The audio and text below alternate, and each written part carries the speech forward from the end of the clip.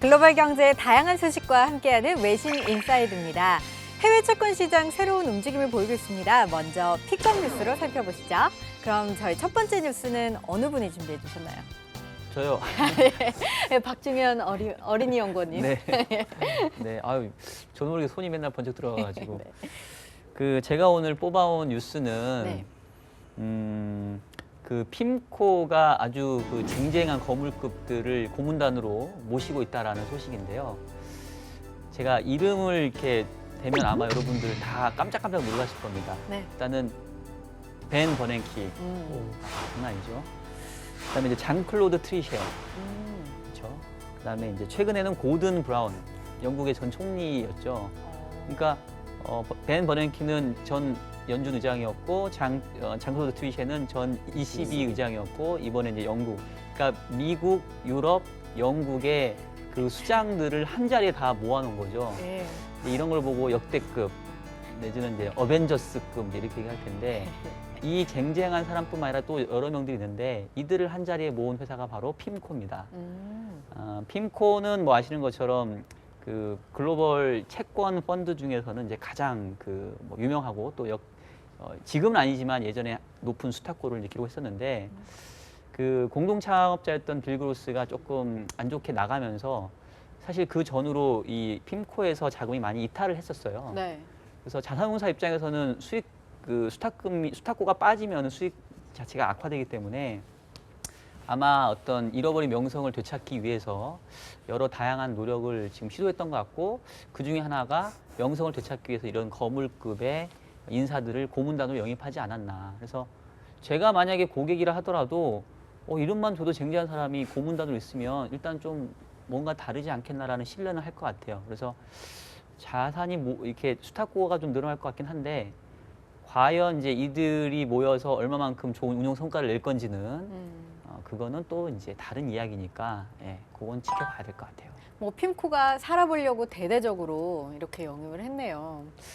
그렇죠. 제가 알기로는 수탁고가 거의 한때 가장 높았었을 때 절반까지는 아니고 절반 한 75% 정도까지 빠진 걸로 알고 있어서 뭐 핌코 입장에서는 이제 많이 자존심을 구긴 거라 아마도 조금 단단히 벼르고 있는 것 같아요 지금. 저는 개인적으로 드는 생각이 핌코는 예전에 잘 나갔던 분들을 영입해서 네. 그런 광고 효과나 홍보 효과가 있는데 이 핌코 외의 회사로 뭐 골드만삭스 같은 경우에는 역으로 자기네 사람을 미국 뭐 유명한 연준뿐만 아니라 재무장관이라든지 각종 그 정재계 라인 쪽에 이렇게 펼쳐놓는 또 능력이 있는, 그러니까 핑코랑은 어떻게 보면 한 단계 더 고수죠. 골드만삭스 같은 경우에는 자기네 출신들로 이 핵심 라인들을 만들어 놓고, 그래서 뭐 혹자들도 얘기하지만 실질적으로 미국의 뭐 여러 정책 사항들을 골드만삭스에서 나오는 거 아니냐. 네. 이번 그 외환위기 때도 폴슨 장관도 그랬고, 그 다음에 뭐 예전에 뭐 거쳐갔었던 뭐 그 누구죠? 하여튼 여러 많은 분들이 그런 쪽에 출신들이 있다 보니까 이게 약간은 정책과 이런 금융의 이제 좀 결합 이런 거에 대해서 또 마냥 좋게 보시지 않는 분들도 있어요. 이분들이 갖고 있는 해안도 있고 많은 지식들이 있긴 하지만 또 그 외적으로 또 볼 수 있는, 또 뒤로 볼 수 있는 또 뭔가 그런 부분이 있는데 어쨌든 이런 분들을 모실 수 있는 능력이 있다는 것만 해도 핑코는 뭐 여전히 아직 세계 최고의 운용사다, 그렇게 또 하나 보여주는 것 같습니다. 저는 그 얼마 전에 여기 호아킴 펠스라고 돼 있는 분이 네. 핌코에 이제 파괴적 재정의 끝이라는 글을 11월 달에 적어놨는데 봤는데요. 네. 주요 경제권이 재정 긴축이 멈춘다. 그런 취지로 글 적어놨더라고요. 근데 저도 권위에 이렇게 의존하는 게 좋은 게, 이분이 모건 스탠리에서 글로벌 이코노미스트 팀장이었을 거예요. 그리고 독일 사람일 거예요. 그래서 제가 PT 가서 모건 스탠리 글로벌 칩이었는데 독일 사람인데 내년에 유럽이 재정 긴축 안 한답니다 이러면 약간 믿는 거예요. 그런 효과가 있구나. 사실 여부는 모르겠습니다. 아무래도 명성이라는 게 무시 못하는 그렇죠. 거죠. 네. 그럼 저희가 두 번째 픽업 뉴스도 한번 살펴보겠습니다. 저희 두 번째 뉴스는 어느 분이 준비해 주셨나요? 네, 저는 뭐 저요를 하려고 좀 하기에는 나이가 고령화가 돼서 그렇게 하면 좀 부끄럽고요. 제가 이 뉴스를 준비한 이유가 그 좀 약간 생소한 내용이어가지고요. 좀 네. 그렇게 한번 눈에 들어와서 봤습니다.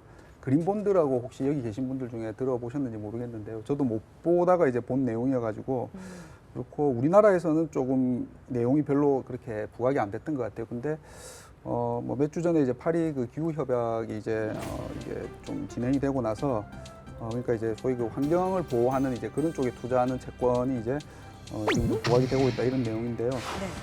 이제 그 세계 이제 채권 시장에서 이산화탄소 배출 줄이자는 뭐 탄소 배출권 이런 것도 이슈는 주식 시장 쪽에서는 그런 게 이슈가 좀 많이 됐지 않습니까? 네. 근데 채권 시장에서는 별로 내용이 없었는데요. 이제 채권 쪽에서도 이제 이런 쪽으로 투자를 하는 이제 채권 발행 이제 이런 그 이제 좀 진행이 되어 가지고요. 11월에 한 달 동안 해서 한 74억 정도 이제 그 채권이 발행이 됐다고 그렇게 발표가 됐습니다. 보면은. 네. 그래서 이제 주로 은행들이 이제 좀 이 발행을 주도를 했고요. 그리고 이제 독일 같은 경우에서도 독일이 굉장히 이제 뭐 원자력 발전 굉장히 폐지하면서 친환경적으로 나가야 된다.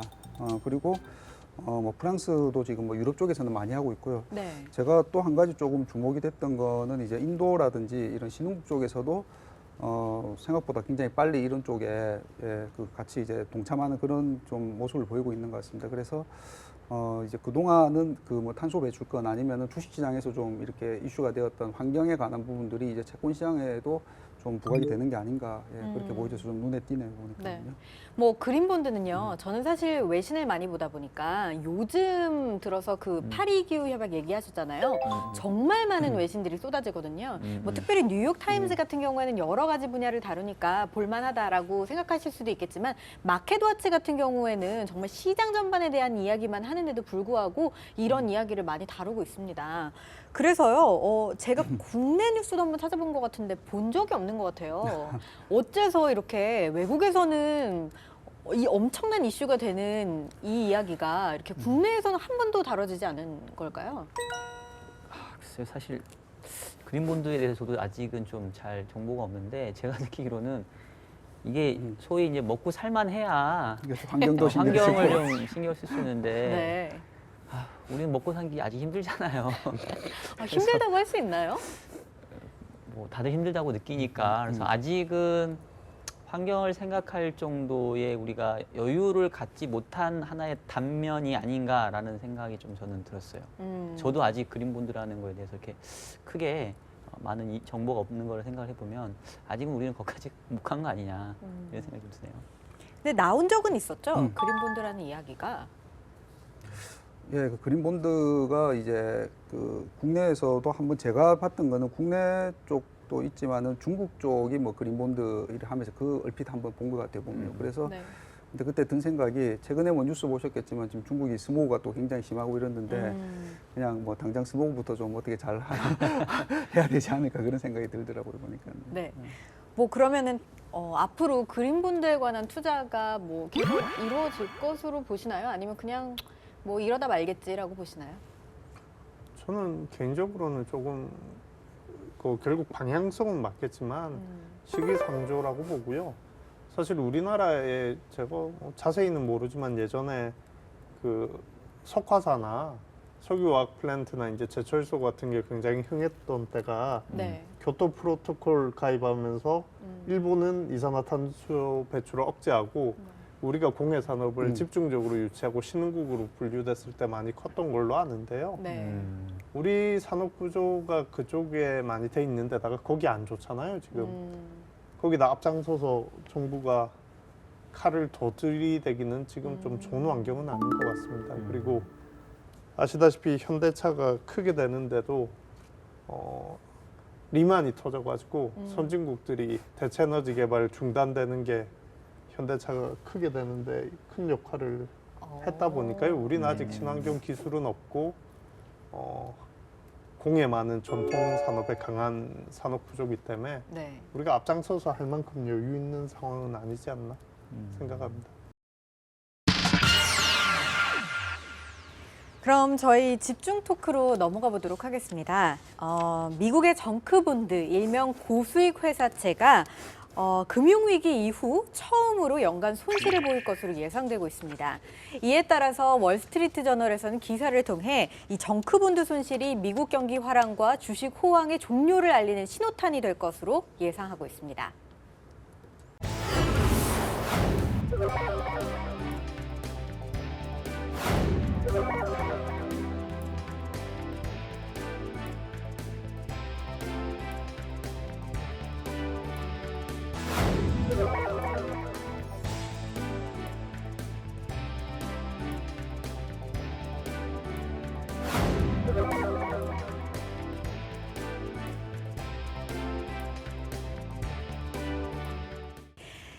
기사 내용에 따르면요, 정크본드 시장 하락은 주식 하락과 또 경기 침체 전조인 경우가 많다. 뭐 이렇게 이야기를 해두었습니다.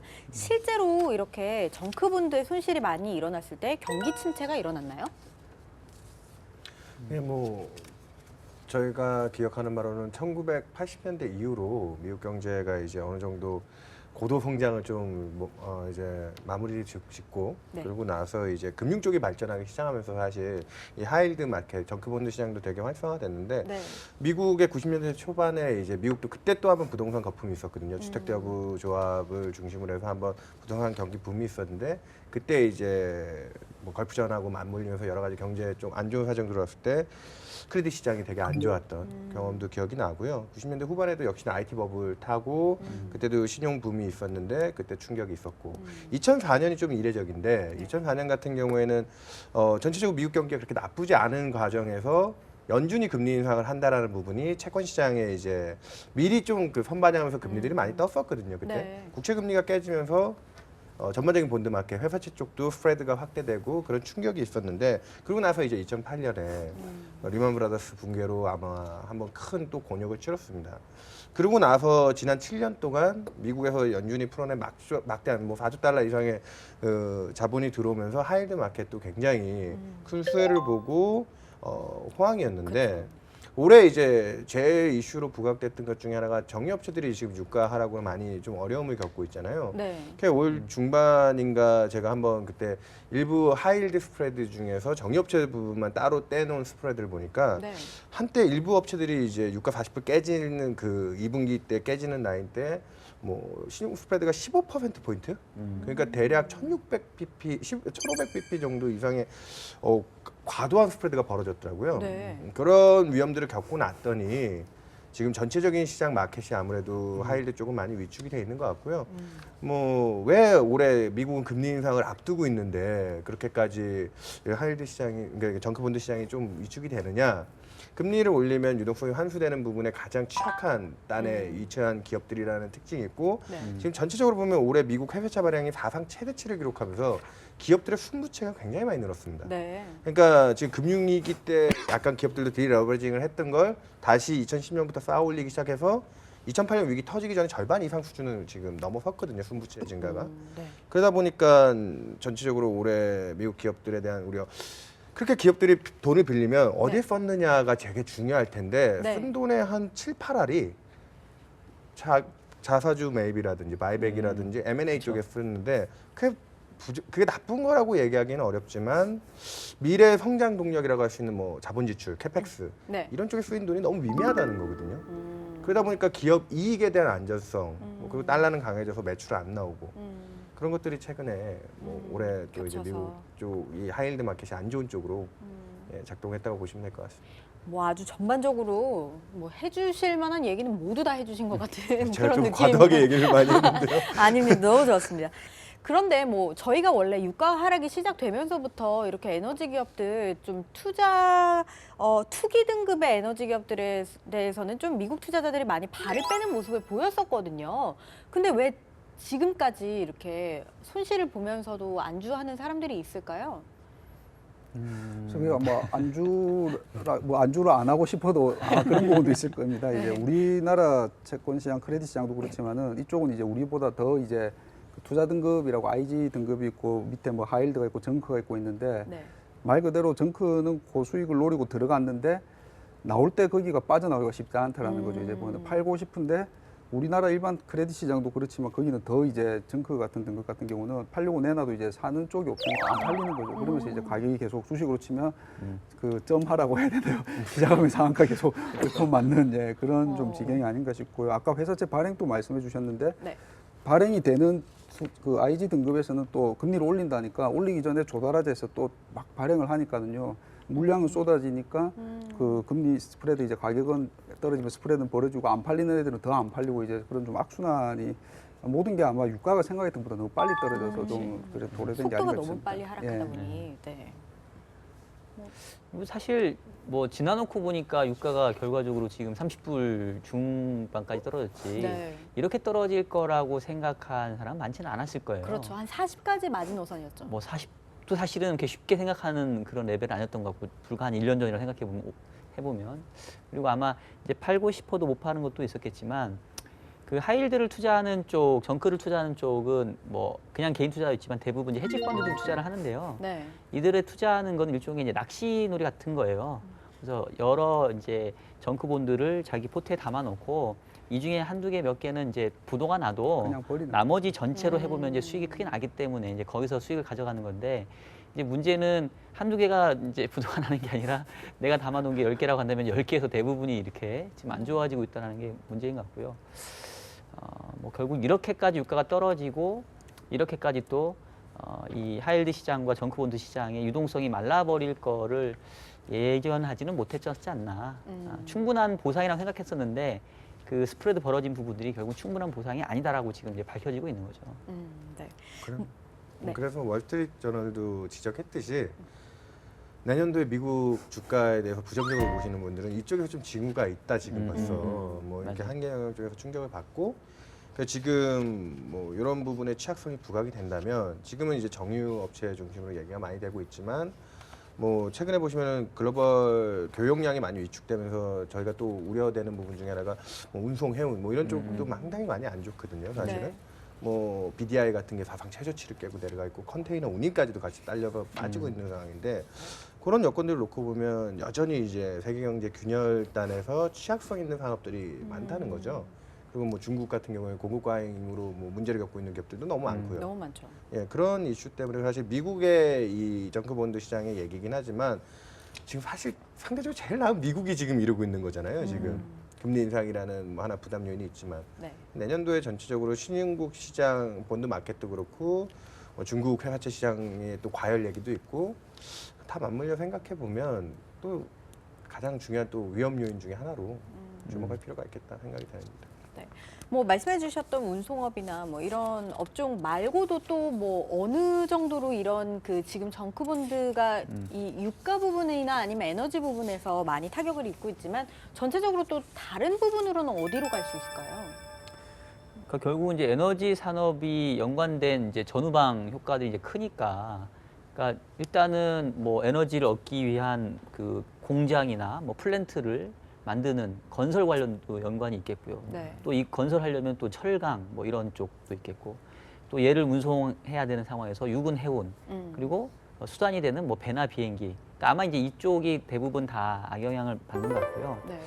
제가 알기로는 그 미국의 하이힐드 시장에서 에너지 업체가 차지하는 비중이 10%가 조금 넘는 걸로 알고 있고요. 최근에 부도율이 높아지는 쪽에 90%는 다 이제 에너지 업종으로 알고 있어요. 그래서 아직은 에너지 업종에서 국한되는 부도율 상승이긴 한데 네. 이게 이제 전조라고 할 수 있다라는 거죠. 일단은 에너지를 생산하는 그 기업에 이런 악영향이 미친다는 얘기는 아까 했던 것처럼 이제 전후방 효과로 이와 관련된 건설, 뭐 해운, 유군, 뭐 조선 이제 이런 부분들이 뭐 이미 사실 주식시장에서 많이 문제가 되기 시작을 했고요. 그게 이제 채권 시장으로 좀 전개가 된다면 네. 이 최근에 정크본드에서 나타나고 있는 이 징후들이 내년도에는 조금 더 이렇게 심각한 현상을 만들어낼 가능성은 분명히 우리가 좀 경계를 해야 되는 건 맞는 것 같아요. 네. 뭐 2014년 12월만 해도 이 정크본드가 좀 많이 주목을 받았었는데요. 이렇게 하이힐드 시장에 또 안타까운 소식이 들려서 참 마음이 안 좋습니다. 네, 준비한 소식은 여기까지입니다. 저희 다음 주에도 더욱 생생한 소식으로 여러분 찾아뵙도록 하겠습니다. 감사합니다.